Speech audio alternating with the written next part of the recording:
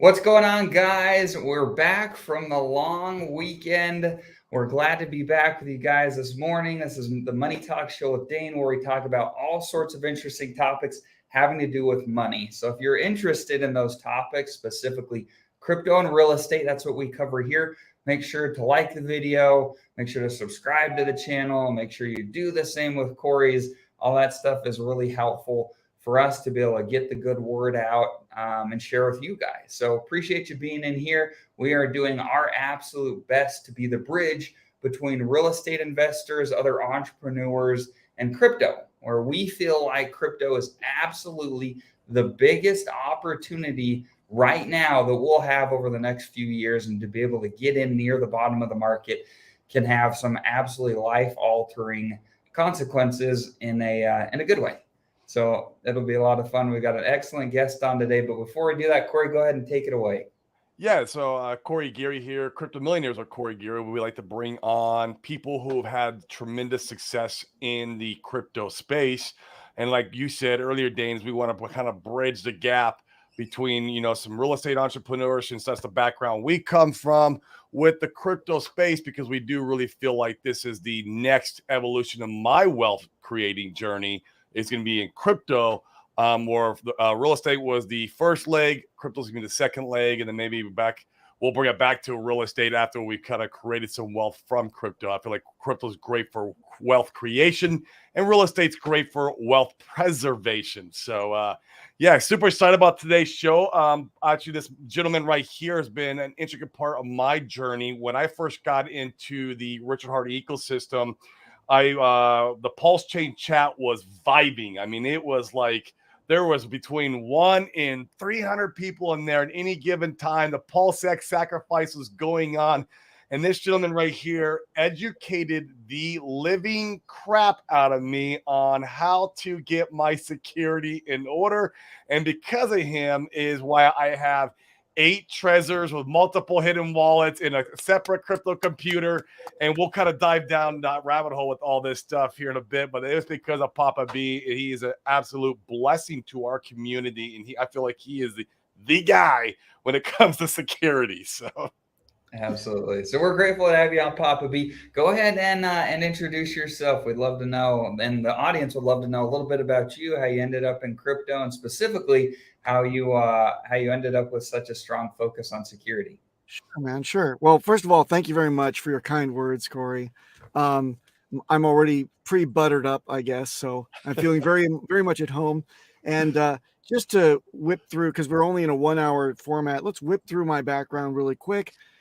25 years on the sales side of security, hardware, software, services, embedded technologies, secure communications, and a little bit of lawful intercept. So I would sell services that were the likes of which Snowden blew the top off of back in the day and cost me my job. So immediately I took a U-turn and went on the other side of the table to start working for the protection and privacy of the average user. So again, working with the government to make sure the bad guys were not obscuring their communications for bad things. Back then, there were some incidences, some bombings, some things like that, and I really felt that I was doing God's work. But later, when Snowden blew the top off of it, then I did a U-turn, and now today, with crypto, it's really funny because I'm a second grade teacher level kind of security enthusiast coach is what I would probably call myself in our community.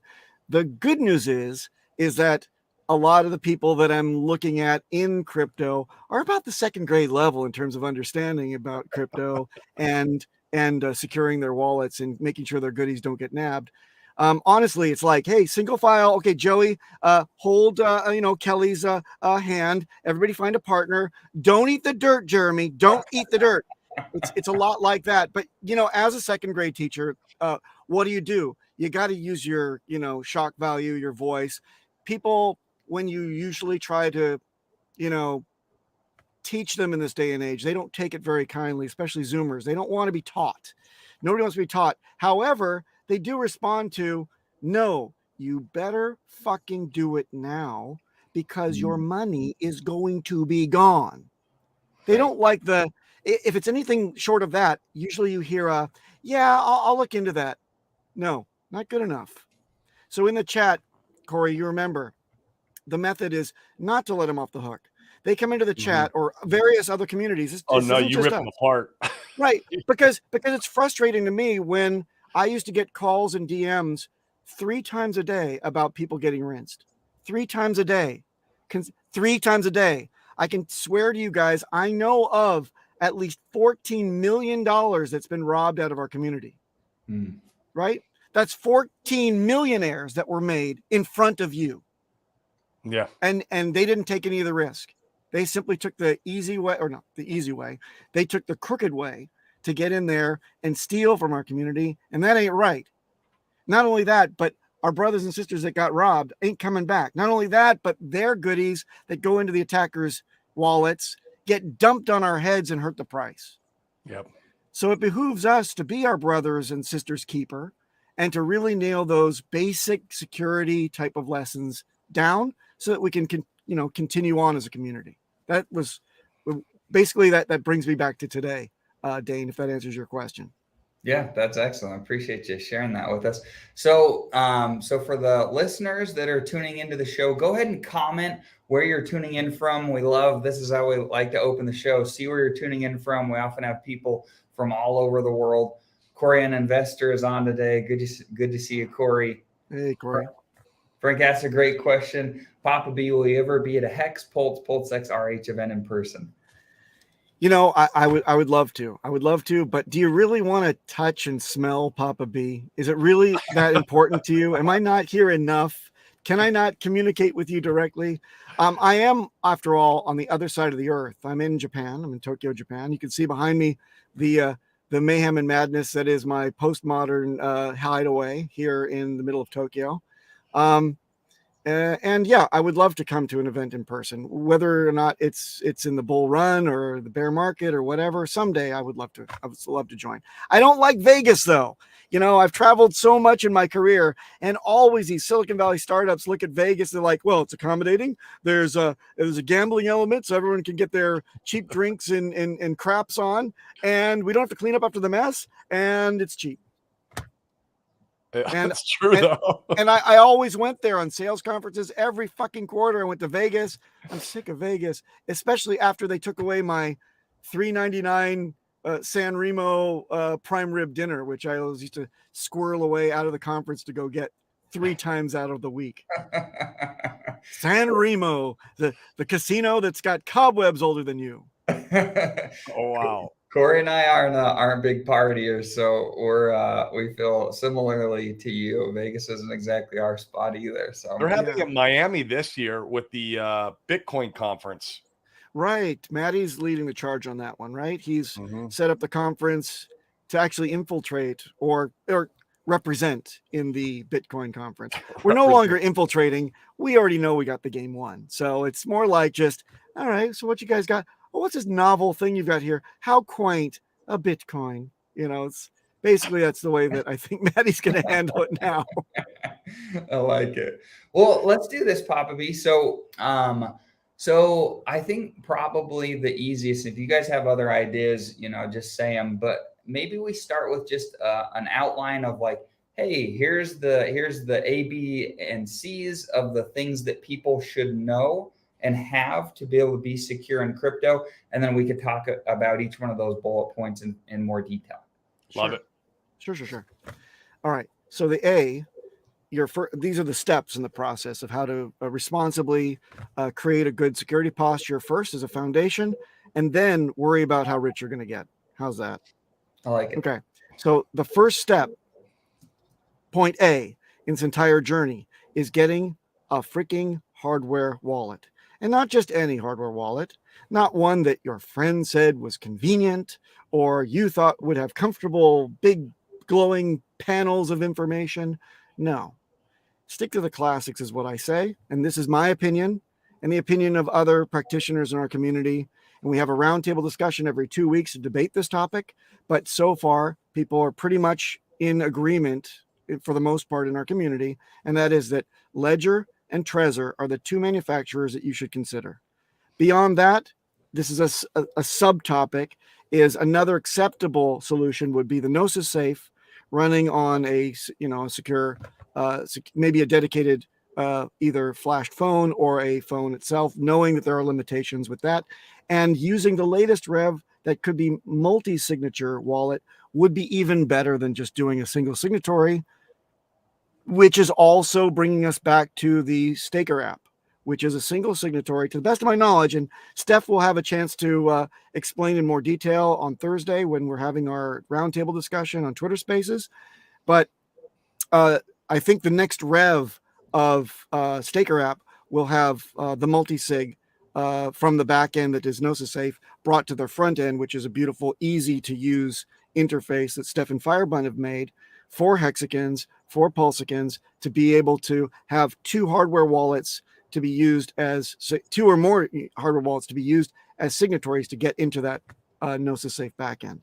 So that's an interesting and novel approach. And I applaud, Firebun and Steph for all of their work and contribution for the community. From the beginning, they were like the first on the scene as this third-party kind of app that even Richard, is not officially ever endorsed because he's very careful about it, but congratulated them and had them on the event and allowed him to be on stage with Richard on a one-to-one panel. It was really, really good stuff. Back to what I recommend, though. My favorite, and it's only a close, a neck-and-neck race between Ledger and Trezor. My favorite is Trezor, simply because of the ease of operation, the ease of creating hidden wallets. And I'm old, it's a familiarity as well, but I don't recommend one over the other, particularly my own preference only. And that's where I give the margin for you to decide whether or not you feel comfortable with what they've got to offer, is the Trezor. And this is the Trezor 1, which I recommend that people start with the ground floor model. Why? Because the Model T is over three times the price roughly now. And I'll explain what you get for that money.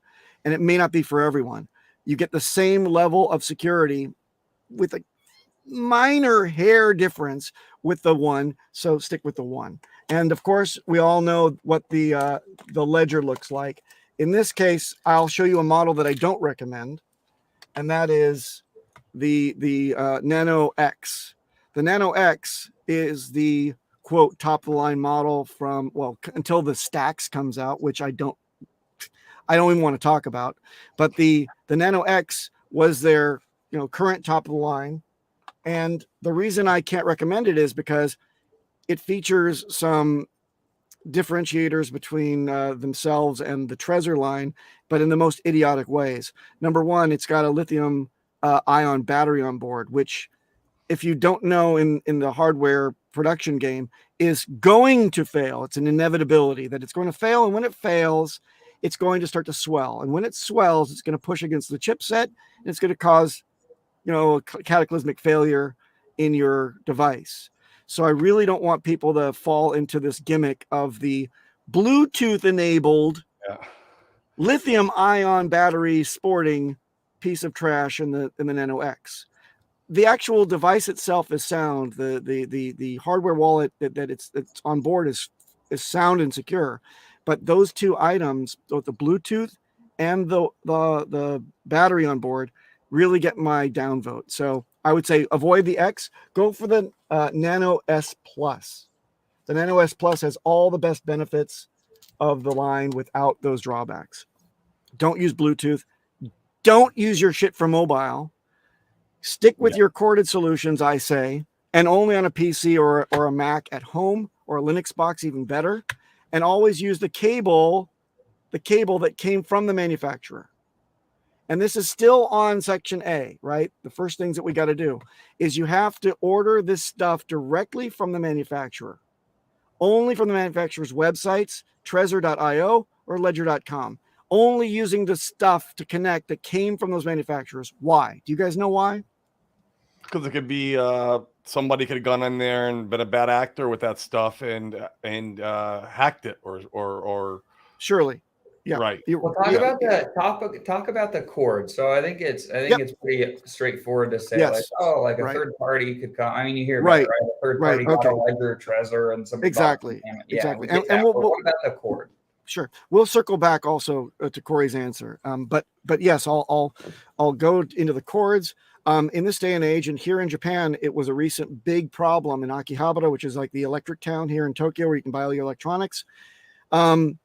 That a lot of cheap Chinese or inexpensive and sexy looking Chinese cables made it into the market over here. Well, one smart brat figured out that he was actually intercepting some kind of weird signal emitting from his home that he couldn't account for. And he found out that, when he did his simple endpoint security in his home, because he was an IT professional, he found out that the cable itself actually had a hardwired slot inside of this casing right here, in which an SD card. It was a actual SIM. It's a micro SIM that was entered into it, and it was able to actually access the network in his home through Wi-Fi, and it was triangulating actually through the actual network online. They had some kind of ability to hit the tower up, so they knew exactly what was going on, and it was able to phone home whether or not his Wi-Fi was on or the cell tower was in range. Both guaranteed. It was taking all of his data and shunting it off to China. Really? Yep. It costs a lot to make these things, and they just pepper the market with the cheap and sexy ones, some that light up and some that have braided cables, really, really nice looking stuff, but only slightly bigger than what I'm showing you right here. And now, since it's been like 3 years since that attack, they can probably engineer it to actually fit in the same size of casing here at the end tip. And they have also got, of course, this is a type A connector, so it's got more real estate inside. And this is a type C. Type C's, they don't yet have the ability to do this type of attack, but come on, it's gone from a big bulbous type A to an actual slimline type A. How many more years until they can actually do the type C? I would say that probably in the next 1 or 2 years, you've got that risk. So always get it from the manufacturer, the stuff that came with your device only, please, please, please, because that is it's not a huge likelihood that this attack will be able to be accomplished with a hardware wallet per se, but you don't know if there's reverse, backwards and forwards communications out of your USB port that can be hacked. And then you've got all of the back and forth, everything that you type, everything that you communicate with back and forth. The man in the middle attack is in session, and you don't want that to happen. But again, it doesn't speak to the vulnerability of the device. It may speak to the vulnerability of other information that you have or you're transacting with on your PC. I wouldn't recommend it. Now, back to Corey's answer. Yes, the man in the middle, the reverse engineering attack is always a possibility, right? It's expensive. It has to be organized. You have to coerce the minimum wage workers at the points of sale or the bulk warehouses, and they have to be able to do a switcheroo with all the devices. They can be caught on video, blah, blah, blah. So there's that game to play. But most importantly, let me ask you guys, why do we trust security companies with outsourcing our own security? How can we do that in this or previous days and age? How can we possibly do that? Why do we do it? That's tough. I don't. One of the questions I had for you. That's what I'm like. Yeah. Why would you start Yeah, trusting? I wouldn't trust somebody who I don't know. outsources it without reputable, credentials from that company they're outsourcing to, and they're fully disclosing who they're outsourcing to and their credentials. That'd be the only way I would, full transparency that I would like. Transparency. Okay. So if I were a crypto company, I'm crypto company, security company X, and I say to you, I've got a great solution for you. You may say, okay, he's got integrity, shows his face, he preaches the good word in our community. I kind of know him. I streamed with him. It's great. There's that kind of familiarity. But at the end of the day, if I screw you over, what assurances do you have that you can claim anything from me if you don't have a common chain of custody maintained between you and me and my hardware solution. If I'm distributing this stuff to Best Buy, and Best Buy is a point of sale that's selling it to you, here's the way it works. PapahB's security company screwed me over. I want someone to pay for all my freaking lost hex because you screwed me over. I used it properly and I cracked it open and there's a reverse engineering attack. Someone in your supply chain has fucked things up and I want my money back. I go to court where it's a class action lawsuit and it's thousands of people that have been affected, and they all go to court and they get their pitchforks and their flaming torches and they want to get PapahB. And PapahB says, "Oh, I'm sorry, I'm a bankrupt." Woo! But if PapahB is part of a public company, right, be it foreign or not, with billions of dollars of evaluation, and you say, "I want my $1 million worth of hex back in my pocket right now, Your Honor. I want it right now." At least you don't want to be in this position anyway, right? But let's say worst case scenario, at very least you want to be able to go after a company that has something to lose. Right. Not only is my company gone and my stocks are going to go down to near zero, but my cash reserves in the bank that's still left for my operating costs are going to be what I use to settle with you. If it's a point of sale like Best Buy and you bought it from them, they're going to say, "Oh, you know what? You want to sue our manufacturer. Manufacturer says it was in our custody at the time, and maybe we didn't lock it down securely in our back storeroom, or we had a minimum wage worker that took $1,000 and swapped out the whole inventory for bad stuff. So we apologize to you, Corey. We apologize to you, Dane. But you know what? Read the fine print on your receipt. We're liable only for and up to maximum the price you paid for the device. Thank you."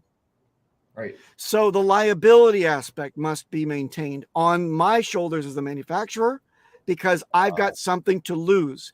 I've been in the security, sales game anyway for 25 years. And I'll tell you that I dealt with contracts and proposals with big enterprises. And that was a single question that they always had. "Can we please see your financials?" "No, we're a private company, but we're going public or we're going to get acquired by whatever. And you can rest assured that let me see the contract. I want to make sure that there's no limitation of liability. I want to make sure that limitation of liability will be enough to cover my freaking losses." So you got to obey that same rule in this game as well. And that's why I stick to Ledger and Trezor and only direct, chain of custody between you and the manufacturer. So Ledger and Trezor do not have limitations of liability if something like that were to happen. Is that what you're saying? I'm saying that in a lawsuit, or take a look at their website, right, and make sure that there's no little pop-ups that say that we are limited up to the price you paid for our device, and we're just making best efforts to help you out. Oh, not security advice. No, you're buying a damn lock from a lock manufacturer. You're buying a keychain with a bolt through it, that's supposed to go into concrete from this manufacturer, and they stand behind it. Why? Because it doesn't matter if it's all image. If they screw one person over and we, as a global crypto community, look at that event and we say, "Yep, it was Trezor Ledger's fault," no one's going to buy their shit ever again. Look what happened. So look what Ledger went through when they just exposed accidentally their entire, the client list, right? Their customer list leaked into the wild, and then a reverse engineering effort actually swooped into play, and bad Nano X's were mailed out to 1,000 customers. Mm-hmm. Now, I didn't hear, and I've looked carefully, I think that most of those customers kind of chuckled at it. And as soon as the news broke that there was a reverse engineering USB portion that was soldered onto the adulterated chipset, nobody got rinsed. But think about it. The image problem, right? The question that I had was, how did those Nano X blanks just walk out of the back room? Because I don't think the attacker would have paid retail for Nano X's to send 1,000 of them out to targeted, individuals that they they looked at on the blockchain, right? So, or not on the blockchain, but on the customer list from Ledger.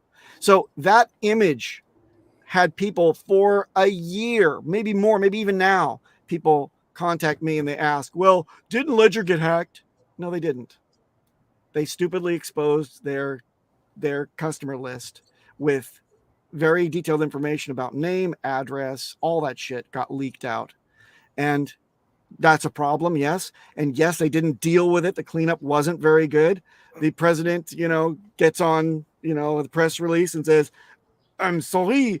He's from France, right? So I have to do the French accent. I'm sorry, but we are not going to do any kind of type of, compensation to any customers, but we will do a better job in the future. Okay, goodbye. So again, that's another point, is that Ledger is a French company. They used to advertise on their boxes, made in China. And I've got an old one here. But that was because the components and the packaging, according to when I asked them about this a long time ago, the actual boxes were manufactured in China. And there was a stipulation in France that up to the amount of injection molding that they have that gets done in China and the box manufacturing that gets done in China, it requires, when it gets exported from China, to have that made in China sticker on it, right? So we cleared it up with them. Now all the boxes say made in France because the injection molding is not necessarily all done in China. The metalwork may not be done in China, which breaches that 51% manufacturing rule, right? But the chipset is most definitely made in France, so we can trust them. Now, I'll talk to you about trust in a second. Trezor is made, of course, in the Czech Republic. Neither company is Chinese made. Why do we not trust anything made in China? Is it because we hate Chinese people? No. It's because we distrust the Chinese government and military. And there's a little known, although it should be widely known, rule in China. If you manufacture hardware and install firmware or software on that device and it becomes live in Chinese borders, guess what? You have to register, and it incorporates any kind of cryptography. You must register the decryption keys with the CCP. Really? Wow. Crazy. Yes. This is why we don't buy anything for crypto, laptops included, laptops or hardware wallets that are made in China. Please don't. Because they have access to all of it. They have access to all of it. There's a backdoor that, look, if you buy a washer dryer that's a smart washer dryer or a fan, that actually has Bluetooth or whatever, there is encryption inside of it. If it is manufactured in China and that firmware goes in China at the very beginning, it must be registered with the CCP. And what we learned from the Huawei hack, right, with the Department of Defense of the United States, is they also cannot be trusted, right, with the hardware alone. So we know that adulterated devices, in terms of servers, it's very easy for them to put home phone devices. We know that because our own Department of Defense fell victim to that embarrassing, thing when a hardware a manager of the network found out that there were strange discrepancies in the frequencies, something was emitting, and they rip out the server and find out that it's got a phone home device on it. So if it can be done that way, think about it when it's done with plebs in the crypto market with a whole bunch of money and not the ability to figure things out. They just take the nice shiny next thing that they get on their hands and they start playing with it directly and they throw their coins in there. And there's no recourse. It's the Wild West. So they can rip it off from you. They can start taking rounding errors for every transaction. They can take the whole thing and rinse it. They could just milk you over time until you reach a certain threshold in a certain currency that they like. Maybe they don't want Hex today. Maybe they're waiting to see if your Ethereum gets to a certain point. Maybe it's only Bitcoin. Who knows? But right now, I'll tell you this. You stick to the classics, you keep your nose clean, and you use all the devices that use all the connectors that came with your device. Is it very clear to you why we do this? I think we've put lots of different points behind that. And this is why I'm very adamant about only sticking to these two brands for now. It's not to say that I am I'm not open to security evolving over time as the new zero-day attacks present themselves, and they will, because that's the rule in security. So the attacks are coming, and when they come, then we pivot. But you don't blindfold yourself and say, I've got this new gadget with all these interesting little features like QR code scanning and all these other amazing things. You got to ask your fucking selves, what problem am I solving with this? Yeah. What vulnerability am I solving with this? Because in dealing with it this way, we're blindfolding ourselves with a six gun, and we're just firing at the imaginary bad guys. There's no magic bullet that's going to find them. Right. So it's better to keep your powder dry, keep your gun holstered, and take off the freaking blinders and wait. Somebody in our herd is going to be the weakest and the slowest. Yeah. And that person's going to get nabbed with a 0-day. Once we find out it's a 0-day, we all pivot, and then we cock and fire. Then there'll probably be a patch or a fix, or we pivot from technologies, or somebody comes out with a new technology that answers to that threat. That's the only way you can do things in security. It's not about the newest thing, and it's not about, oh my gosh, it's been 3-4 years since the latest, Trezor Rev came out. It must be an aging company with bad stuff. Fuck no. The other ones that come out with something glitzy or something that appeals to a certain audience, like the stacks, man, I got to say that one it's a big head scratcher for me that, again, they're going toward the worst possible things in the Nano X, and they're adding a gimmicky touch screen that's in black and white for NFTs. We all love the touch screen though, PapahB. I know we love to touch things. If you like to touch, get yourself a Model T then. If you need to touch things. This alludes back to your previous point. We're not doing this for we could touch and have play little games with it. We're doing for we can be secure. I mean, we with our onboards, we also do the make sure we are only onboarding with non-Chinese laptops like Asus, HPs, Macs. If they want to spend a little extra money, the Macs are more expensive. Obviously, you don't really need those for crypto, in my opinion. But for sure, these are all really good points. Nice laptop. And you've also held up with there are certain ways that you can notice that's a nice thin and light laptop that you've got there as well, right? Yeah, I like it because I can go to the office with it. I can go home. It's my backpack. It's convenient, mobile, and that's why I have that. And it didn't cost an arm and a leg. You would never get on your office network though with that, would you? You'd use your phone to tether to get on the actual cell connection, correct? Correct. All right. Correct. Now, would you get on your home network? As long as you could get on your home. You could get on your home network because you manage it, right? You manage it, right? You manage it. If you have somebody in the middle, like an IT manager, right, who automatically on your office network, and you go talk to your IT manager, you go look at what he's actually has to do. He actually has to make sure the mail flow keeps going through, and in so doing, if the head boss says, "Hey, bring up all these outbound communications to this specific customer," under subpoena, that can be done, right? And if it's within the company's actual network, it doesn't even need a subpoena. So go look at the fine print and look at the court cases, because that communication is a company's IP, and as a company's IP. The laptop that you get from your company is not for crypto ever, even with a hardware wallet. Some guy, listen, you're laughing now, but 4 years ago, there were people that were coming to me and they're saying, I got rinsed. And I'm like, okay, great. What did you do? Well, I went to my wife's office and I got on her. Wait. You went to your wife's office and you got on her computer in the office. Continue. And then I made a new wallet on my Ether wallet. And then, you made my Ether wallet on the laptop in your wife's office. And don't tell me you copy and pasted the private keys in so that, how did you know? So that's what you had to do with my Ether wallet back in the day. Yes. So you basically gave a copy to your IT admin. They're the man in the middle, right? They get all that communication. And don't tell me you did it after hours. Yeah, I was there after hours because there was nobody else in the building. Yeah. Well, guess what? He collects all that data, and he probably is a crypto enthusiast more than you, and he knows exactly what to look for. And as soon as he sees it, he's like, well, let me just write that down, and it's mine. Right. Okay. So we've got a hardware wallet with the cords directly from the manufacturer, Ledger, Trezor. Yep. We've got a separate, we touched on it just briefly, but a separate computer that's just for crypto transacting. Yep. It's once again not a Chinese brand, but like an Asus or an HP or fine brands. Is that accurate? Yes. And on Wake Up Hex Show, episode 125, we go through an hour-long special about selecting a laptop for crypto. If you want to spend a lot, I spent $500, I think, for that. $500 is fine. Yeah, that's about the range. You don't need a lot of horsepower. You don't need you don't need a dedicated.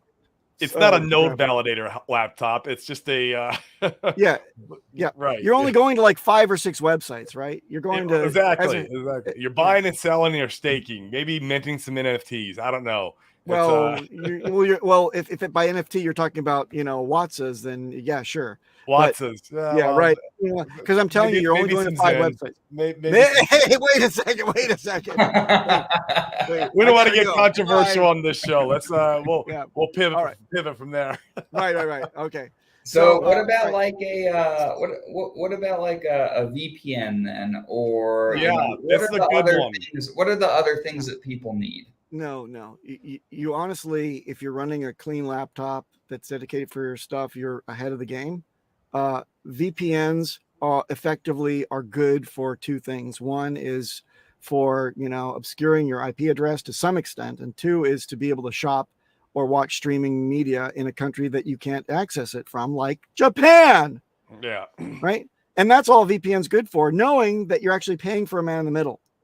That is, in my previous line of business, it was the easiest thing in the world to go and get a wiretap, a data tap from a VPN provider, because it just goes into all this supposedly trusted communication and it decrypts from the source. And we were able to suck all that and put it right into our engine.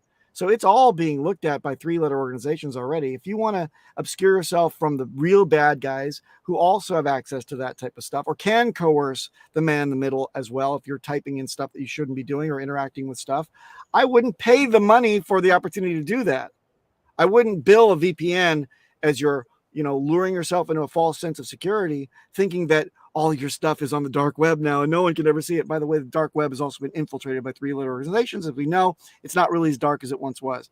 But for this, I don't tell people that you have to have a VPN, period. What about the ideologies of like regulation? You're seeing like stable coins being under attack right now, like BUSD right now. Obviously, we saw Tornado Cash get attacked last year. All these different type of you don't think of VPN. If I go on there and I want to interact with Tornado Cash and I put my VPN in Africa, and I go and interact with that. 3-letter agencies will still know who the hell I am. And come after me. No, but the tags are already, or I would say the trappings of interaction with the mixer is already on the blockchain. Okay. So what are you obscuring? You're getting access, but you're just kicking the can down the road, right? You're just kicking the can down the road, because ultimately, if the SEC or someone else in the IRS or someone else with a bug up their ass in Congress says, I want to put a stop to this money laundering and risk for U.S. citizens because crypto is bad and I don't like people that make money. Guess what? They're going to say, okay, we propose in this huge, 8-page freaking proposal that we ban all wallets. We take them off the blockchain. You know what? We're going to talk to Vitalik Buterin. We're going to make sure that any of his network operators, any of his validators will bump all transactions, all wallets, blacklist the fuck out of them from moving those tokens anywhere once they have that stigma to them, that connect the dots to Tornado Cash or something like that. Right. So honestly, you've kicked the can down the road. Personally, I wouldn't mix. That's me. I wouldn't mix. But what I would like to do, if I'm in, let's say, the state of Hawaii and I can't get onto Gemini, I would want a VPN to California, right?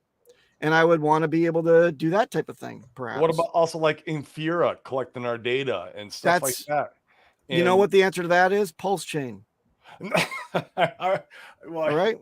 Yeah. Or working. We're all about Pulse chain. That's right. So Pulse chain hopefully is going to solve this, as we always say. Right. So I wouldn't worry too much about that. And the obscuring of VPN, maybe for Infura, But again, their network is riddled with that, and I think the wallet is the key there. It's not the IP. Yeah. Okay, Yeah. I can see that. But can we say that VPNs they don't cause harm either? Like, what is it like? No, they may. They may. Again, as I said, uh, imagine it's like an hourglass, right? And at the center of the hourglass is the provider's tap.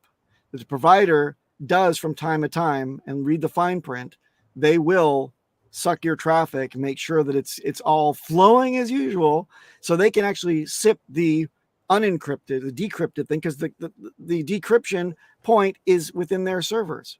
Sure, I mean, that makes sense. Right? And under subpoena, they will share that, shunt it off to another server that goes to the DoD or the IRS or the FBI or the CIA.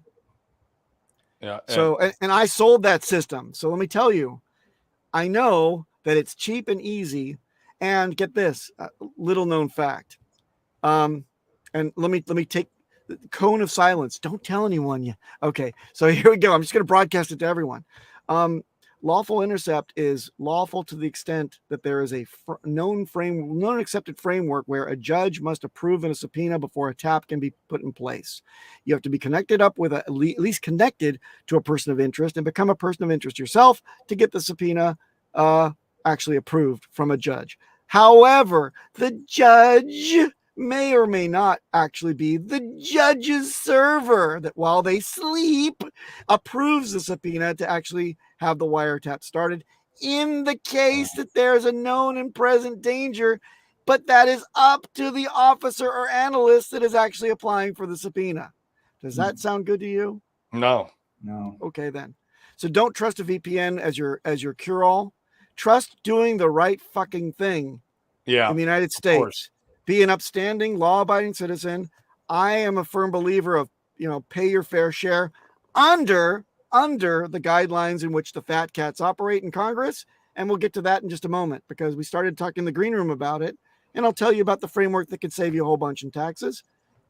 As far as today goes, it could always be changed, but then Congress would have to shoot themselves in the foot. All the rich people would probably go crazy. So it's probably not going to change anytime soon. We'll go into that in a moment. Okay. So sorry. So we did A. So let's just quickly do B. Okay. Just whiz through B. And that is backing up your seed phrases in the real world. Yes. Okay.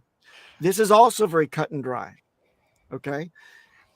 Good would be to write down your seed phrase on paper immediately in pencil, right? Because that graphite is not gonna leak off the page so easily as ink would. Better is considering a flood resistant backup, which is what I say to everybody: polypropylene paper, which is effectively plastic paper, and you write on that with an oil-based or a alcohol-based Sharpie pen, right? An industrial Sharpie, and that goes on the paper. It's not alcohol resistant, but it's it's flood resistant. The best, and this is what we're starting to arrive at in our Thursday roundtable discussions, is absolute best practices, and that is backing up your seeds on metal, because it's fire and flood resistant, right?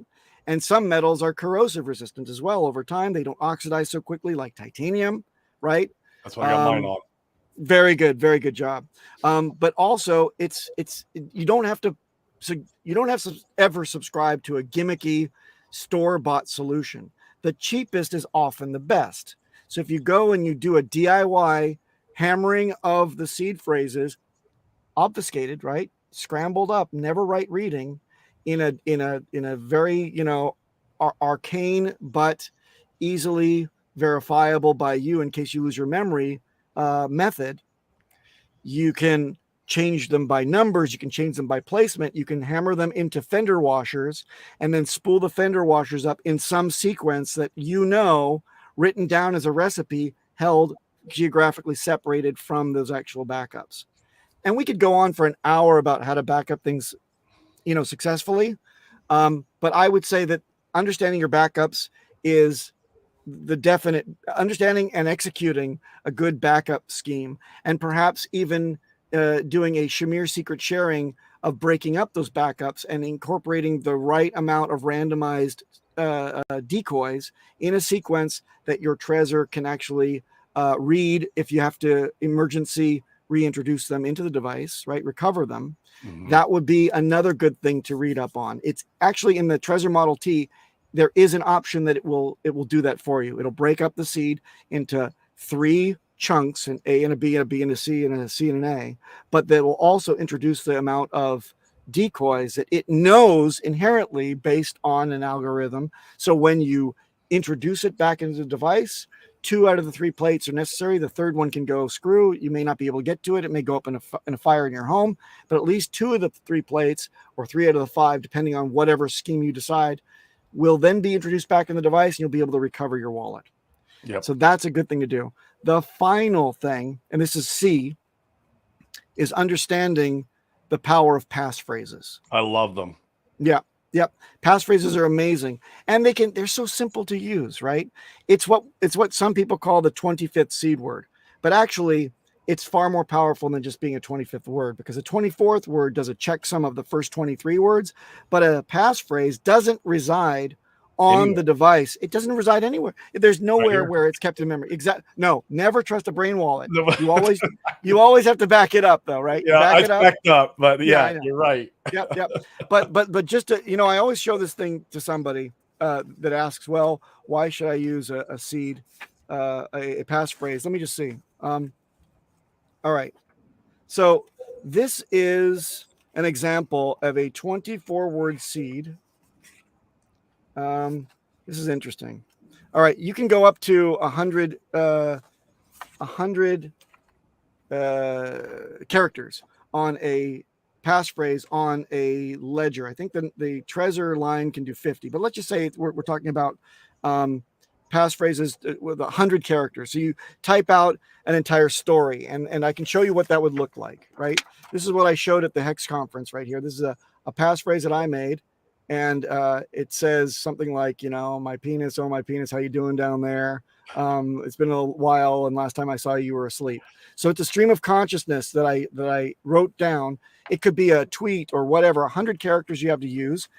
And yeah, it'll take you a whole long time to enter it in, but it's damn secure.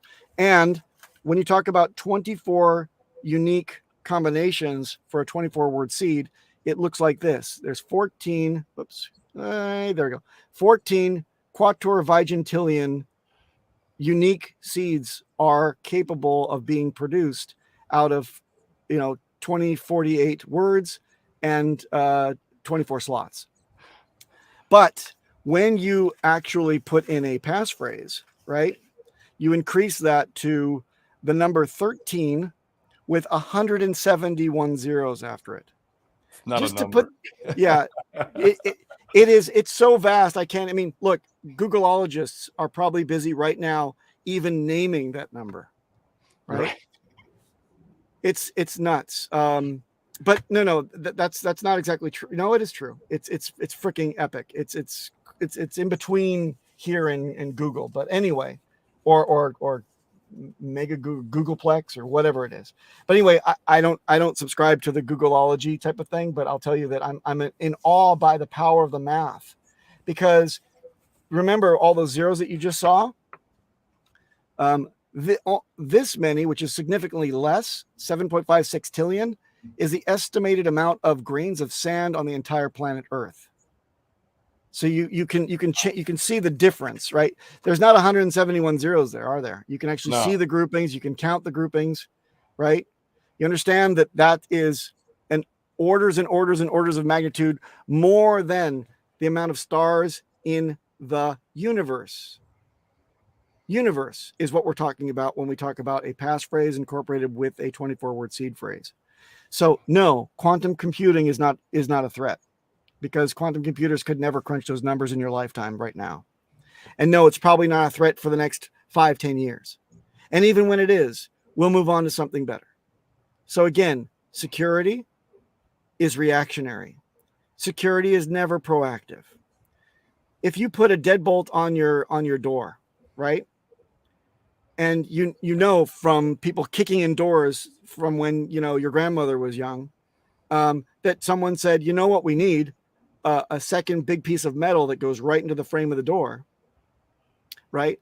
and deadbolts became a thing. Well, in this day and age, I'm gonna come up with a brand new deadbolt which is really, really super thick. Okay, why? Because better, bigger, better. Okay. The minute you deploy it, the bad guys say, hold on a second.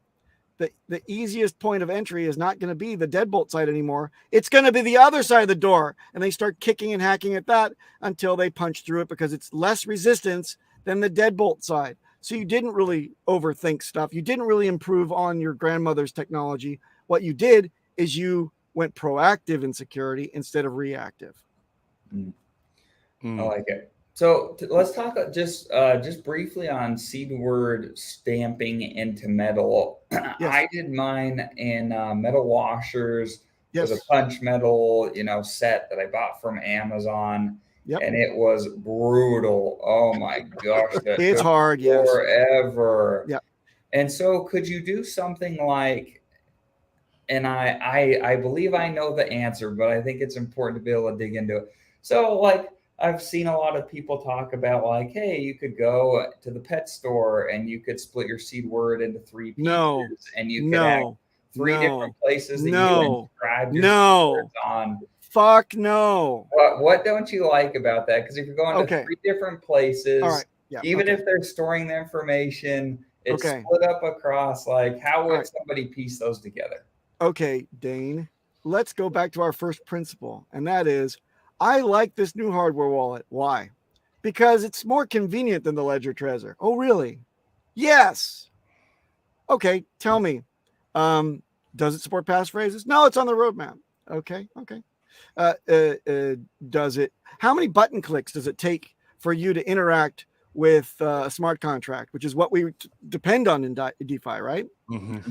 I don't know, really. Really, you don't know. Didn't the manufacturer say that it's got less button clicks, so it's more convenient? No. So you've assumed that it's more convenient. I guess so. Well, why don't you go ahead and do that? Get off the freaking line. Go do that, and you come back to me with a number, because I know the number of Ledger and Trezor. Okay, it comes back. How many button clicks? 8 more. Okay. So what you're suggesting, Dane, is I, as a user, for one single backup, right?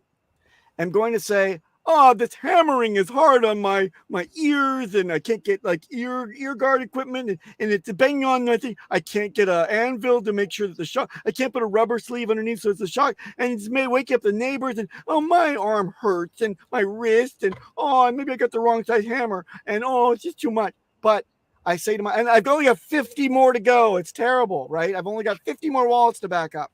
So I better take this to a pet shop and go get it engraved in an inferior freaking product like aluminum or maybe stainless, maybe titanium alloy if you're lucky, right? But I'm going to go to 3 pet shops. I'm going to obfuscate my seed word, right? You have to obfuscate it.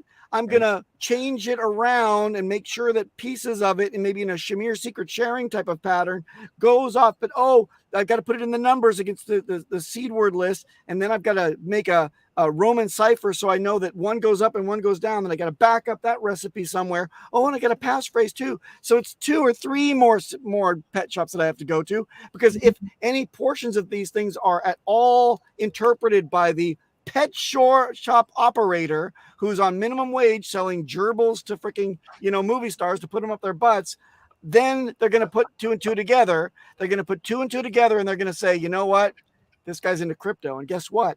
If 8 of your 24-word seed words are compromised, the integrity of the encryption is reduced significantly. Right. So with all that fairy tale, let's also look at cost. Why the fuck would you want to go through all that shit to save yourself a couple of extra hammer pulls, man? And if you don't like that, go get yourself one of those presses online. You can get one of those off of Amazon. You can actually you can clamp or work a clamping system onto one of those presses, and you can just press them one by one, right? You can do that. It's just a little bit inconvenient, but I don't give a shit about your convenience. I give a shit about your security. Yeah, because once again, it's not what we're doing this for. Right. It's Exactly. convenience. Yes. And if you don't like the hammering, Dane, there is one other solution, and that is to get commercially pure titanium from a scrap, from a welding supply store. They'll turn you on to where you can get the scrap and get an engraver online, and you can just write right into it. Yeah, just right into it. You got to make sure. Crypto Tag 2 has like a punch, like a hope, like it punches. That's a gimmicky solution. That's a gimmicky solution, Crypto Tag, and they use stainless steel. Stainless steel is not going to be your best thing unless it's super, super thick. And the spool of fender washers beats the shit out of any of those little one trick pony type of solutions that you actually punch out the letters or incorporate the tiles. That's the worst kind. Do not get the ones that incorporate the tile ones. Yeah, you can buy those off Amazon for like $40. Don't do any of that stuff. DIY is your best bet. I'm telling you. Yeah, just solve the idea of getting behind either the ability to apply pressure with a press, and they do have them, like I said, on Amazon. Yeah. And then you can hold them. Just make sure you don't press your finger because you'll end up with like a flat, hand or something. Right. That'd be bad. Yeah. Okay. So where do you draw the line? I think Tom asked a great question. I've thought about this a lot. Like you could set up. I mean, security. It can be such a rabbit hole. I think there's a lot of people that may be sitting here watching and they're like, okay, I need a hardware wallet and I need a computer and then I need to engrave it and then I need a special sequence for my seed words. So even when they're engraved, that if somebody obtained them, like where do you draw the line? How do you prep for, to pass on your stuff when you pass away? Like, what would you say to that? Survivorship is a big thing that I'm kind of cramming down people's throats on a daily basis. You always have to plan for survivorship. You're outliving your wealth is a sin as far as I'm concerned, right? You having a whole bunch of money and then saying, I'm taking the hand off the steering wheel and I'm just going to retire now. And oh, fuck, I don't have enough. Hey kids, can I live on your couch? That would be terrible, right? Right. Instead, you want to actually build up your wealth and be the steward of at least some of it to pass on to generations to come. That's what we mean by generational wealth. Yes, right. Mm-hmm. Then you know that you go off to your last good night knowing that you contributed something to your family. You love them enough to make sure that they're comfortable. Maybe your wife survives you or your kids. You want to see them grow up and not have the problems that you had when you were young and hexless. So I will tell you this. The best way to consider survivorship is involving your loved ones in this thing of ours early before you die. My wife and I, for example, she knows exactly what all the mechanics are for all the wallets and how to responsibly continue on with the staking ladder. You would conceivably restake this way until this date comes, and then you understand that you're going to have less T-shares if you do that, but always continuing to accumulate T-shares until this, and this. And then here's the way to extract that. And here's Hedron, and here's ICOSA, and here's all these things that are in the ecosystem that you've got to manage. And here's the freaking manual. This is the schedule. This is your calendar that has all of the important dates of when things are going to mature on paper in the fire safe or on polypropylene paper on the fire safe. So you in your old age can manage it too. It's my crypto journal. Correct. Getting your kids up to speed while you're still alive is very important. Getting them their own hardware wallet, understanding that they can be familiar with both of those Trezor and Ledger platforms, be able to navigate them if there are any updates or upgrades to your security posture, that they understand how to manage them, to take that on. Because not just the money that you're going to give them, you're going to give them as inheritance the whole package, the security posture, all the keys to the castle, and the riches. Otherwise, oh, I died, here are my keys. Oh, thanks. Dump. So again, you're hurting the community, you're hurting the whole thing, and they're getting killed on slippage, right? Or even worse, you trust an attorney to do something in this mix. There's no reason to involve an attorney. They are definitely corruptible. I've got lots of attorneys in my family. The things that they would say, if you could be a fly on the wall, you'd shit your pants. I'm telling you, they are all not to be trusted. Okay. Right. They're humans. They're humans. like everyone else. Yeah. Yeah. So what you want to do is you involve your family before you die.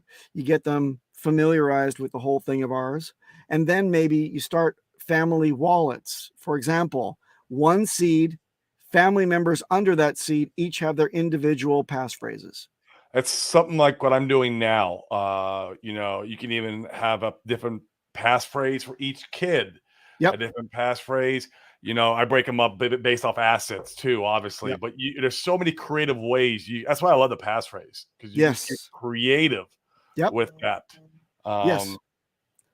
So And it's never in anything too. And you can bury these things in your backyard. You can put them behind your drywall. You can, put them underneath a toilet tank, whatever. You can hide them in these places where even if somebody finds them, they won't be able to connect up with the other part of it. And again, obfuscated. Yeah, go ahead. There's something to be said. So like with me, I trust my wife. I love her to death. And we do have these regular practices. Like on a Saturday, we'll sit down and I'll have her practice entering in the keys. I'll have her practice, operating the Trezor wallet and connecting to, the MetaMask and going to Uniswap and how to, she knows my crypto journal where all my assets are coming out and how to act responsibly on them and keep that going while I'm gone. But what would you say to the person who doesn't trust their wife, who they're married to, but they're just unsure about her because if he feels like he gives his keys to her or shows how to do this, maybe she divorces him in the quickness and takes all his assets or whatever it is. And we know not everyone's in the most perfect relationship out there. Not everyone has a good life. And so they might have a lot of these assets that they want to protect from obviously their wives too. Now, I don't have that scenario, thank God. But we know there are people out there who have those scenarios. Nobody sees it coming, right? And I'm speaking from a position of a divorced father. I'm telling you now that nobody sees it coming. It's all great at the beginning. Then all of a sudden one day something changes and you're like, ooh, what the fuck was that? And then next thing you know, oh, it's over. Oh, what? Huh? Oh, and what? I'm embroiled in a 4-long year, battle in court. And this person has not only become not my significant other, but they're my adversary now. These things can happen. So the point is that they have my keys. That would be a tragedy, wouldn't it be? Especially for your sacrificial wallet or your staking ladder. That would be a real kick in the pants, especially if they know what to look for. So because you've educated them. Exactly. But anyway, you can always gauge with a dead man switch something that happens on it only if you're dead and only to people that you want to leave it to. It's easy enough to do that with passphrases. It's easy enough to do that with seeds that are obfuscated and portions of seeds. There's easy enough methods to do that, to say, if I'm dead, then, this will be made useful to you through a dead man switch online or through a company, and they won't know what the information is at all. You don't include the entire obfuscated seeds, but you just give them a portion of the equation to decrypt the obfuscated passphrase, for example. To that extent, you may be able to do it. And there are companies that do it now. Some are on the blockchain actually coming up as well that do a dead man switch. I think that Matty Allen is playing with the dead man switch as all. But I like to cobble things together with the DIY approach. If you just want the dead man switch, you can have that go off in any number of ways. And a backup, for example, if you have a best friend that is an attorney, or a best friend that can be trusted that has a fire safe in a different location, then they can have maybe a backup portion of the backup recipe for decrypting a portion of the passphrase. That's what I would do. Don't get it too complicated that you can't manage all these things, but at the same time, you're throwing at me a lot of different variables that I have to kind of form fit a solution around, and it is inevitable that it will get a little bit more complicated. It's tough. But to make it simple, just make sure that the people that you love and you trust, you want to leave things to, understand where in the event of your death, things are going to be made available to them. And make sure that those mechanics are well known only to you and them. It doesn't involve your wife, that's fine. It involves your child, that's fine. Right. It doesn't involve either of them, but it involves some, like your next door neighbor that you've loved all your life, and fine. I don't give a shit. Just don't give it to your cat and don't give it to the bad guys. That's it. Right. Cool. I like it. We had another topic, but we're out of time. Do you want to? I got 20 more minutes. I don't know Okay. how much more you got, Dane. Yeah, that works. I was hoping we could get into the end of the crut for a little bit, if Yeah. if that's all right. Yeah, I would love to 20 tell you what I minutes know. enough, or should we do a follow-up show? You tell us. let's Up to you. let's guys. discuss now and see where it goes. And then if we have to do a follow-up call, we'll do a follow-up call, because we could go in another hour just on security too. Right on, right on. We can. It could take a long time. I urge people to take a look at the Hex and Pulse Chain community security roundtable that will be going off on this Thursday on Twitter Spaces. Yeah, it's good. Yep, take a look at that. And if you've got any questions that you want to back up, or I think that Frank's been throwing up a whole bunch of questions, one of which I'm smacking my face about, and that is, what do I need to know to be able to use my crypto at work? And no, Frank, there is no crypto at work. Do not use crypto at work. Do not use crypto at your office. Not if, and, or but. Do not. Don't use it on mobile. Don't use it at the office. It's not about convenience. It's about security. Do it in the comfort of your own home with your hardware wallet. Do not take your hardware wallet out and flaunt it with anybody, or drop it anybody in front of anybody that may pick it up, because there are known vulnerabilities, physical vulnerabilities with Ledger and Trezor. The entire product line can be reverse engineered if somebody picks it up. But if you're using a passphrase, that will trump that solution, that vulnerability. But we accept this because they're good manufacturers and the solutions sound. Just don't be an idiot and take it around town. Right. Like it. Cool. And you could operate outside your house as long as you're connecting to your own hotspot. Is that something you said earlier? Am I accurate? Yeah, I would feel more comfortable anyway, that you actually had a direct connection to the tower, the cell tower. So you're tethering from your phone and you're getting that connection into a laptop, and you're allowing yourself, you're affording yourself all of the patches and privileges of a regular laptop user. If you're using your Linux-based platform on the road, that's great. It's even better. But if you've got your Mac or your Windows PC and you've got your hardware wallet and you're on the road, yeah, that connection between yourself and the using your either a dedicated hotspot like you're talking about, that's good. Or if your phone allows you to tether to your laptop, that's good too. What you don't do is ever connect up with a hotel Wi-Fi system, ever, or an airport. You don't even leave it. Right?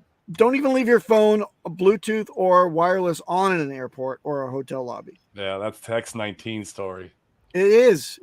But his exploits are so many that we learn so much about what not to do in that one interview. We understand that we don't put anything backed up on our phone because it goes up to the cloud. That's vulnerability number one. Never keep a backup of a seed or a passphrase up in any kind of electronic media, ever. And if you think you did it and you want to take it down, read the fine print. It's up in the cloud system on their backup servers for at least 6 months.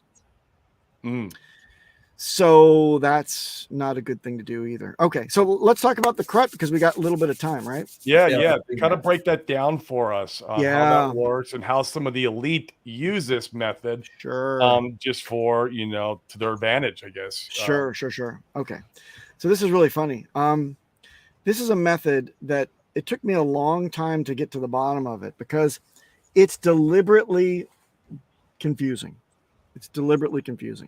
The tax code is anyway, right? If any of you have actually read the tax code, you'll be sitting there scratching your head saying, wait, didn't this just contradict like the first? Well, hold on a second. Is this even English? So you've got to really kind of weed through all this stuff, and you have to consult with a tax professional, a CPA, or a trust attorney, or both. Which we're not, and we're also not financial advisors. We are not. We are not. We're not CPAs. We're not tax advisors. We're not anything but enthusiasts of a cryptocurrency, talking about what we like, not telling you that it's going to go up in price or how to do anything but our best guess at how to secure it so far. We're just dudes on the internet. And one of which is named Papa Boner. So in a court of law, if you say, Your Honor, I was given false financial advice, can you point out the person? There he is. What's his name? Papa Boner. Get out of my fucking court. Okay. So here's the deal. There is a method by which the fat cats in Congress and guys with money are are able to limit their taxable footprint with all their beautiful amounts of gains that they get every year. And this is really going to sicken your stomach at first, but it's going to make perfect sense after I'm done. Okay. All right. So there's two trusts that work in unison. Conceivably, I'm just going to give you my opinion. I really think that all of you that are watching need to get in touch with a good CPA who may or may not also rope in a good trust attorney to give you real advice. This is only my inkling. But there's something called a CRUT, which is it's a charitable Remainder. Charitable remainder unitrust, right? CRUT. And the charitable remainder unitrust is the bucket in which you transfer all of your goods into while they're still crypto assets. You then liquidate them to cash at that point. So let's say that I have $100 in crypto asset. It's not worth it to do it for $100, but let's just say it's $100. Okay. You know what? Fuck it. This is Hex. It's $1 million. Okay. And now it's worth it. We put the $1 million into a wallet that's dedicated for my CRUT, right? My name's Papa Boner. This is the Papa's Boner CRUT, right? You got to have a name of it. It has to be registered in a state. So your attorney's going to do this for you. So I put it in there, put it in the wallet that's dedicated to that CRUT. It took me like 3 seconds to do that. Why? Because I'm one of the beneficiaries of the CRUT, and I checked with my attorney, and he's actually the administrator of the CRUT. I call him up on the phone and say, "Can I put it in the wallet?" He says, "Yeah, sure, go ahead." You put it in the wallet, then you sell it. You liquidate it. Now it's $1 million US, right? USD. That's on, it's either in stables on the actual hardware device, or you've transferred it to a centralized exchange and it's sitting there in USD. The centralized exchange needs to have the CRUT be their client. So you've got to go through the arduous process of setting up the trust as the client for that account, just to keep it clean, right? It's not 100% necessary, but it definitely keeps it clean in the eyes of the IRS. Yeah. Okay. Now there's $1 million online. Now what? Now you send it from the exchange to the bank account in the real world that is associated with the CRUT. The trust can have a bank account, right? Okay. So now it's in there. Now before tax season rolls around, you say, "Hey, you know what? I'm a charitable remainder organization." Now the CRUT is set up to last a certain amount of time. In this scenario, it will last 10 years. That means at the end of 10 years, it will have no value left in it. Are you following? Okay. So it's $1 million in the bank now. The CRUT has 10 years to go from $1 million down to zero. Okay. Now what you do is you instantly have to declare that 20% of that CRUT's value must be sent to a charity organization. Makes sense, right? Yeah. So now you've really only got $800,000 worth of value you can actually be sent to you as a beneficiary over 10 years, which ensures you $80,000 a year for 10 years. The $200,000 that must be sent to the charitable organization is no touch. It still stays in the bank account, but you may not touch it. Are we clear on that so far? Yep. Mm-hmm. Okay. So already you've got your short-term capital gains kind of covered, right? It's basically like the worst case scenario. If I told you that's the end of the story, then you'd say, well, that sounds like short-term capital gains as long as I'm under $400,000. Yes, you're right. But here comes the next trick. And this is where you really got to take, your stomach queasy medicine, because it's going to sound disgusting to you. But there's another trust that you've set up. And that trust is a family foundation. And that family foundation is registered as a charitable organization. Yeah. Huh. Could that be the recipient of the $200,000? Yes, it could. So at the end of the CRUT's lifespan, at 10-year mark, that $200,000 that you couldn't touch at the beginning. And by the way, you're getting disbursements of $80,000 to your person every year. So you're getting your 80% into your bank account. And get this, from going through this strategy, you're getting that $200,000 worth of tax credit against the taxes that are due on that 80K per year. Ah, So now you've got that's the front end benefit. wow. But Now the 200,000 is a one-time thing, it's a one-time thing. right? It's a one-time thing. But hear me out, because it is and it isn't. What if I told you that 200,000 is kind of never out of your control? You'd say, wait, I don't get it. What kind of trick is this? Well, that 200,000 at the end of the 10 years goes into your family foundation, of which you are the administrator. Well, administrators in anything in life are due a fee for administrating. So you can get a reasonable fee to administer, to be the administrator of the family foundation. You can't obviously pay yourself $100,000 for administering, $200,000 worth of assets, but there's a general rule of thumb of what is acceptable. So you're an employee now to get income from that 200,000 on an annual basis. Now, of that 200,000 that stays in the family foundation, it's got to find a home with a real charity. But get this: how much do you think you have to do every year from that family foundation into a real charity? How much do you think you have to do? 50%? 75%? How much do you think you have to contribute every year? 10. 5. Wow. So every year, right, you send 5% of the gross assets that are available, minus your fees, to Seeing Eye Dogs charitable organization, or young screen actors, or Hexicans that don't have a lot of money to unstake. Whatever is a registered, legitimate registered charitable organization will be the recipient of your trust's money every year. Sure, a lot cheaper than the alternative. It's incredibly a lot cheaper. In fact, think about the percent of a percent of a percent that you're actually getting out of your account. It's not going in one lump sum to Uncle Sam, but no, it's helping to grow the movements that you like for the money to go to. And it will continue to go until that money's gone out of the account. And by my watch, it's going to be going for a lot longer than I'm going to be on the face of the earth. So you're deferring this tax that you got to pay to the government, and you're making sure that it goes elsewhere, and you're getting a benefit on the front end, and all these other beautiful benefits, because you're sending it to the right places that you want.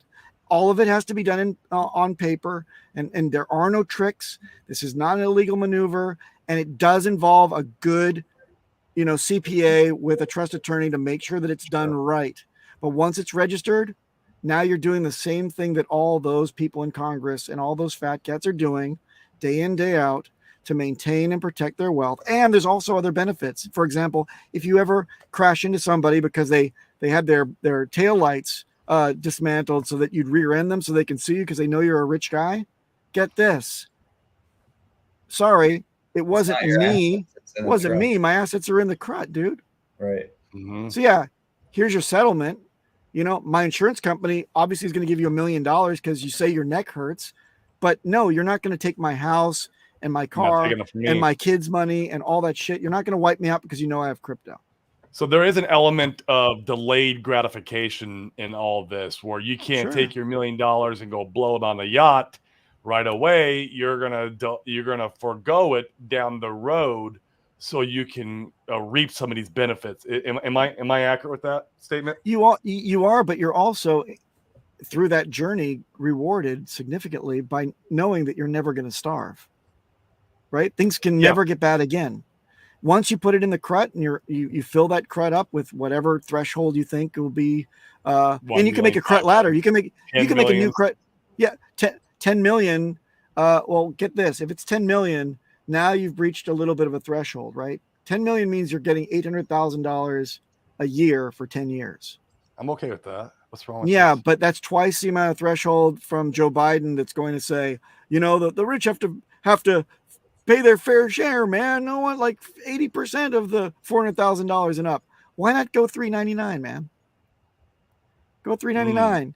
You think you can do that? Break it up, and have multiple cruts and hit. You can. Threshold. You can, but as long as you're the sole beneficiary of each of those disbursements, that counts as income every year. right? Oh, So keep that in mind.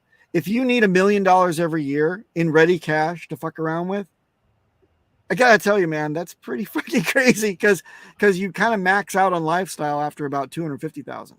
well, it's nothing to say that if you had 10 million, that you could put like 5 million in the crut, and then if you want to go dick around with 5 million, go dick around with 5 million. At least you have the 5 million that you're having some delayed gratification on. You're foregoing some of these other tax type, stuff that could happen to Well, you. And yeah, but look, you're there are other mixing. things. Yeah, but you can sink things into other real estate. You can sink. Well, yeah, and You that's can what talk we to do. Funding Jim about that, right? You can talk to Gary about that type of stuff. There's other avenues. Once you have too much money to work, to have these problems, these rich people problems, the CRUT may not just be the only advantage Right, that you it's need to just look one. at. Yeah. It's But it's one a good one. It's a good one up to around $5 million. It's really freaking good up to about 5 million. Interesting. Okay. Or 6 million, whatever the amount is to which it'll give you $400,000 a year. That's $4 million net. Then it's great for you. As long as you don't breach that total amount, then you got to worry about the higher tax bracket. And if that's okay with you, then fucking do it too. Yeah, I'm not here to advise. Start I'm doing not here other to advise. strategies. I mean, we're big in the real estate, and we believe in cost seg and all that stuff in real estate. So Very cool. there's a lot of good strategies in there. Sure, you could buy 18 wooden houses and amortize all of them and take a loss after that. After 20 years, you pay zero taxes. Right. That could be a way to do it too, right? Exactly. Yeah. But again, I'm not a tax advisor. I'm only a student of the tax law, and I'm a student of CRUTs, and I'm a student in an interested party. I'm not an advisor. Do not take anything I say in this here stream to be the word of the law. You must seek the advice of a true licensed and liability burdened individual in the guise of a CPA or trust attorney. Do you have anybody that you can shout out if people want to get more advice? Is there a website they could go and check out? You know what they can do? I want to make them work a little bit for it. You got to DM me, okay? You got to DM me on either Twitter at Boner Papa at Boner Papa, or on Telegram at Papa Boner, and just ask me. Say, hey, can you hook me up with your guy? The reason is not because I'm particularly greedy and I want to just, prevent this guy from doing business. I want you guys to know right now, I'm not shilling his operation because of two things. Number one, I don't make a penny off of referrals. I want to let you guys know this now.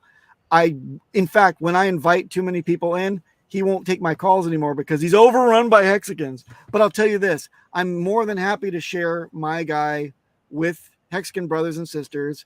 I just want to make sure that they and he connect up in an orderly fashion so that they don't get pissed off because he doesn't return the calls, and he doesn't get pissed off because he's got like all these damn voicemail of Hexicans that just want to kick the tires and waste his time during tax season instead of real people who are legitimately in the position where they need his services. You can start off with getting your taxes done with him if you want, if you're in the States, and, get some, I think Corey, you spoke to him, right? Already a little bit. Yeah. So, and he's a pretty, down to earth guy. He puts you through the hoops. I'm working on a white paper so that it'll be easy for new guys to get the understanding of what he can provide to them instead of, like I said, both parties wasting each other's time would be the worst thing. And then I don't get my calls answered when I got to go and file my taxes. So no, I'm not going to show it here. Just DM me and we'll have a little chat, and then I'll give you his contact information. Great. That's great. And talk about the timing of that. So we're all excited about Pulse Chain coming out at some point in time, maybe mid-May, who knows? Mid-May, mid-ish May. Right. So with that being said, I mean, as far as the time frame is concerned, do people, so let's say Pulse Chain comes out, is there a benefit to having the CRUT set up so they can immediately transfer their Pulse Chain or PulseX or whatever assets over to the trust? Or is it something they can wait on until it's become, until it's appreciated to a certain point, and then they can put it in the trust? Do you know the answer to that? There's two schools of thought. One is having it set up. It doesn't happen overnight. So definitely doing it in advance is probably advantageous. It isn't free, right? It isn't a free maneuver. There are actual people, attorneys that you have to pay on the road. and I'd leave it for the professionals to do, give you the quotations that are accurate. But to have it set up with the bank account and the centralized exchange has that relationship with the CRUT entity, all that stuff takes a lot of time. So why not start earlier than Pulse Chain comes out? But on the flip side, we're looking at testnet v3, and then we're looking at mainnet.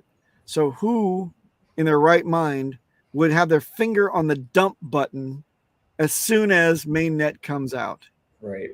So trust me, if you're that type of person that's like, I'm ready to dump, I take them on mainnet, then you're probably not going to have the money out of the slippage that you're going to have, and the basic, shortfallings when you see the thing run up after the next 2 years. You're going to kick yourself in the pants saying that, oh my God, I don't have anything to really put in the CRUT, right? Nor does that person care about a CRUT because he does not have a long-term horizon type mindset. Right. Correct. He does not care about a CRUT. He's like, Yep. Like, get me out of this. I want as much money as possible right now. See you later. That's the thinking. Right. And that type of guy or girl is not going to be a good fit for a CRUT anyway, because the CRUT is like a calculated thing that goes against your investment strategy that gets activated. And then you put just this much to go into it and this schedule, and you think about it in advance, and you talk about it with your loved ones, and you really responsibly decide how you're going to ladder out of your positions and never leaving the position, because Pulse Chain is, without giving any financial advice, has the potentially to do quite well. Right. That's what I say, because I want to keep it a secret as long as possible, guys. I mean, come on. I want those goodies in my hands, and I just want to sit up there in the bleachers with the popcorn and the beer saying, oh man, it's great to look down the field. Look at the craziness with all these people trading with like on ratio swapping. Look at all these morons screwing themselves over and trading leprechauns for unicorns, just like what was it Walrus used to say, right? Trading leprechauns for unicorns. You don't know which one is which or how much for each one. And I'll trade though. I want leprechauns today. No, I want unicorns. And then at the end of the day, when that bridge lights up and you find out that you got a bad deal, you're going to shoot yourself in the face. It's honestly a long-term thing being part of this community, right? Agreed. Yeah. So let's wrap up. We've got to jump off. We really appreciate you jumping on, Papa Boner. So once again, people can find you. Will you shout out your stuff, man? Sure. All right, here's all my stuff. If you want to see me being an idiot twice a week, you can tune into the Wake Up Hex show on Tuesdays on the Discourse Syndicate Network, or on Thursdays, the What the Hex show. That's What the Hex, not Wake Up Hex. That's on Thursday. So Tuesdays and Thursdays in the early morning on the Pacific time, or moderately just about when you're going to go to work on the East Coast time. You can tune in there. I am a thorn in everyone's side in the Twitter spaces. If you see me there, you can grab me on Twitter. You can get me at, like I said, at Boner Papa, because my original name of Papa Boner was blacklisted for some reason, and Elon Musk recently unlocked it. So now I've got like this empty Papa Boner name and like a 5,000 follower Boner Papa thing. So I'm figuring out how to sync those two together. But for now, it's at Boner Papa, reverse my name. And then on Telegram, if you want to, get me on a DM, it's at Papa Boner. And that is, hold on, there's one more thing. My project that's coming out super soon is going to be known as B9. It's a security platform for practitioners across all of our community. We're having our initial roundtable sessions with Hex Hangout on Twitter Space every Thursday, and one is coming up this Thursday. I want everyone to try to make it and learn a little bit about security best practices while you hear all of the practitioners in our community coming together and organizing as one. And I'm going to create the platform for them to publish all of their opinions on everything crypto, and you'll be able to see it all on one single pane of glass. So if you get a token that you don't recognize gets airdropped into your wallet, how do you know to trust it? Let's find out what so-and-so thinks about something. It's no longer going to be word of mouth. all their opinions will be available to you on one single pane of glass, and you'll be able to know whether or not you touch it or you don't. I love it. Love that. Love that. Oh, When I have to go to like release? Pulse Police Telegram. I got to Yes. ask around in there. I got to go on Yes. Twitter. I'm searching around Look on on Twitter security, on the community talk to- members, and I do it on every project. Yeah, exactly. You make the rounds, and it's pitiful, isn't it? Wouldn't you like to just come and see an aggregated I've site gotten with a good at it dashboard? though, actually, but you can't expect everyone to be good at it. It's No. not gonna. No. You go into whatever stream that they're on. You ask them in the chat, and hey, what does Papa think about this wallet? Or hey, what does Papa think about this? And you know what? My voice is only so strong. On the next bull run, I'm not going to be able to keep up with the chat again. I'm not going to be able to instruct people on hardware wallets and stuff like that again. I will, however, be able to point them to this platform and say, look at this tab, click this link, and go for that video. Next. When will that be out? Do you have any idea? We're putting it together. We've been putting it together like hardcore for the last couple months. We're about to. I don't want to. Software is hard. We're advocates of security, man. So we'll be shilling the crap out of that. Thank you. And Q2 is that too soon? Q3? I really hope that it's 2 more weeks, Dane. Pulse chain. No, it's not 2 more weeks. It's not even 2 more weeks, but I'll tell you this. Oh, mid-May. I'm sorry, Papa. Mid-May. Yeah. Mid-ish May, please. I really hope to God that we're out before mainnet launch. You'll hear a lot about it after testnet launches. So we're going to be in that little sweet spot of people saying, whoa, something's going to happen. This is going to be great. What do I do? And then we're going to have it launch and say, settle down, little buckaroo. Look at this dashboard. It's all good for you. Everyone's contributed. Read all the information that's there. Yeah. Do a search by topics and stuff. Whatever's on your mind. Get yourself ready because mainnet's coming. You better be ready. For our onboards too, Dane, this will be amazing. Yes. It's for them. Cool. It's for everyone. It's even cross community. Bring in onboards and say, here you go. I got a video that 14,000 people have watched in terms of migrating your Trezor, your MetaMask seeds to a Trezor. And I'm pretty sure that if provided for the good of all crypto enthusiasts and users, we can actually use something like security understanding, right? And security posture preaching as one of our prime exports of our community. Already people know that the Hexicans and Pulsicans are a wise bunch of fellows indeed, and gals, that know their shit when it comes to security. And how did that happen? Because we have very smart practitioners here. I don't count myself as one of them. I'm saying that there's really, really smart people that are in these little enclaves in our community. We're getting them together and making their voices heard in text form for the masses, easily digestible. I'm sure Gamma's going to be on there. Oh, of course Gamma's going to be there. Gamma is the moderator for our Thursday chat, man. So great. He's my I'm paying him actually. I'm not afraid to say it, but he's going to teach me how to do a node validator via a Linux machine and doing command line, building it from source, all that. And I'm following all his content. I love it, and I consider him my mentor now. See, look, your interest, and you're taking it to that level and knowing who to go to, and having someone like Gamma who's able to give you that information, that knowledge, that handholding, and bring you up to speed for doing that type of thing that's for the good of our new network. Exactly. You tell me another community out there that does this type of thing. Show me one. There is no other PapahBs in any of the communities either. Nor do they want me, but that's okay. That's beside the point. The point is that we are a good bunch. We are galvanized. We are trial by fire, fired firefighters. We are a once piranha few, now made into the de facto smartest damn crypto experts in the crypto sphere. So remember that. Those other people in the audience that are actually doing their own projects, keep at it, keep building. Pulse Chain is launching.